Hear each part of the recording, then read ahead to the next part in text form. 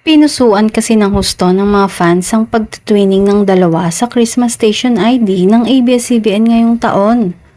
Parehong naka-outfit ng green ang Kim Pao habang naka-pose sila sa Christmas decor.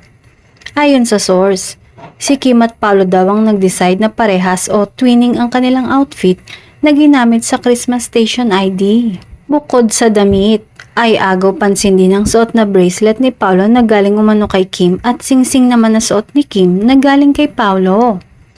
Trending sa mga social media platform ang Kim Pao sa kanilang mga tagahanga dahil sa walang kapantay na chemistry nang mag-isa silang lumabas sa Station ID ngayong taon kumpara noong nakaraang taon kung saan kasama nila ang kanilang mga kapwa bituin sa frame. Hindi rin nabigo ang taon-taong pag-aabang ng fans ng dalawa na nagpakita ng kanilang star power bilang isa sa mga ipinakita sa huling frame ng Station ID.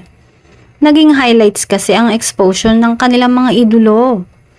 Kasalukuyan ng umabot sa 1 million views ang festive video at trending pa rin ito sa lahat ng social media platforms.